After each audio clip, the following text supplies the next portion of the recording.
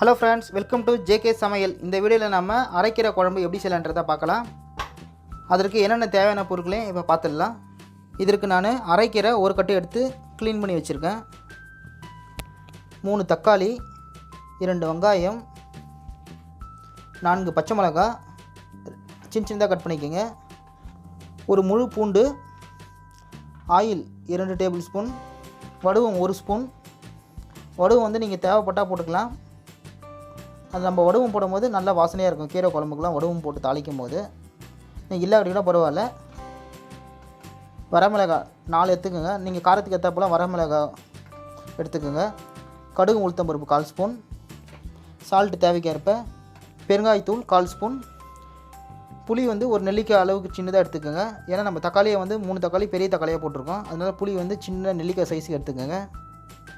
அவ்வளோதாங்க. இந்த பொருள் தான் வந்து நம்ம அரைக்கீரை குழம்பு செய்கிறதுக்கு தேவையான பொருட்கள்.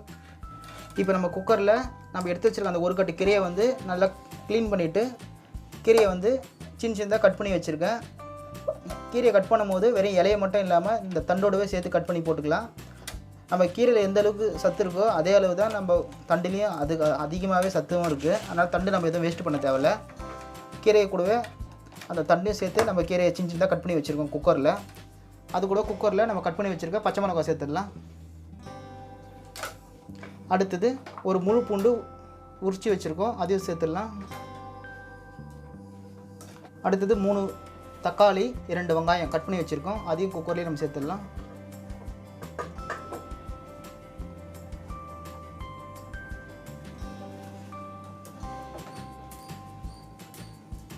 அடுத்தது நம்ம கீரையை வேக வைப்பதற்கு ஒரு சொம்பு தண்ணீர் சேர்த்துடலாம்.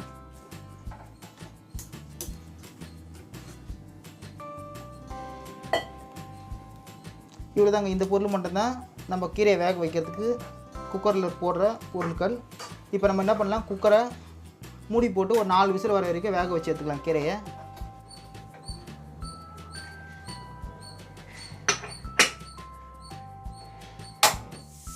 இப்போ பாருங்கள், குக்கரில் நம்ம வச்ச கீரை வந்து 4 விசில் வரைக்கும் வந்துடுச்சு. 4 விசில் வந்ததுக்கப்புறம் நம்ம ஸ்டவ் ஆஃப் பண்ணிவிட்டு ஏரை ரிலீஸ் பண்ணிடலாம். இப்போ ஃபுல் ஏரா நல்லா ரிலீஸ் ஆகிடுச்சு. இப்போ நம்ம குக்கர் ஓப்பன் பண்ணி பார்க்கலாம்.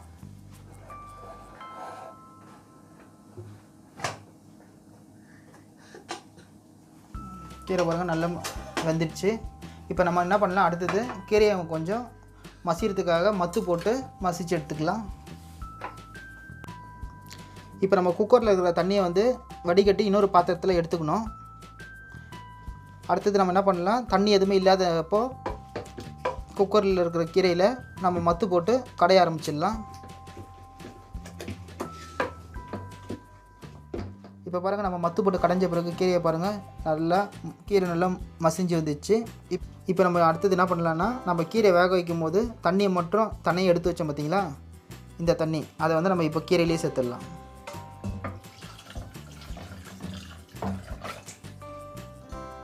அடுத்தது நம்ம ஒரு பேனில் வந்து நம்ம எடுத்து வச்சுருக்க ஆயில் சேர்த்துக்கலாம். குழம்பு தாளிக்க போகிறோம், அதுக்காக தான். ஆயில் கொஞ்சம் சூடான பிறகு நம்ம எடுத்து வச்சுருக்க காஞ்ச மிளகாவையும் கடுகு உளுத்த பருப்பையும் இப்போ சேர்த்துடலாம் எண்ணெயிலேயே. அடுத்து நம்ம எடுத்து வச்சுருக்க வடுவத்தை சேர்த்துடலாம்.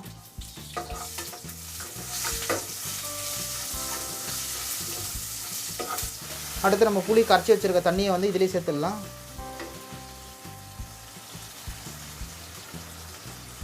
நம்ம புளி தண்ணி ஊற்றுனதுக்கப்புறம் ஒரு கொதி வந்தால் போதும்.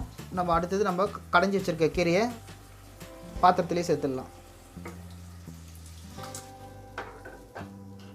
இப்போ நம்ம எடுத்து வச்சுருக்க பெருங்காயத்தூளை சேர்த்துடலாம். பெருங்காயத்தூளை போட்டு கலரி விட்டுருங்க. அடுத்தது நம்ம குழம்புக்கு தேவையான அளவுக்கு சால்ட்டு சேர்த்துடலாம்.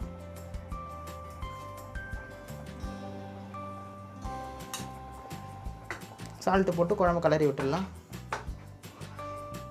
குழம்புல வந்து தண்ணி வேணும்னா கூட இந்த நேரத்தில் நம்ம சேர்த்துக்கலாம். நாங்கள் வந்து குழம்பு வந்து திக்காகவே இருக்கணும்னு செய்கிறேன்.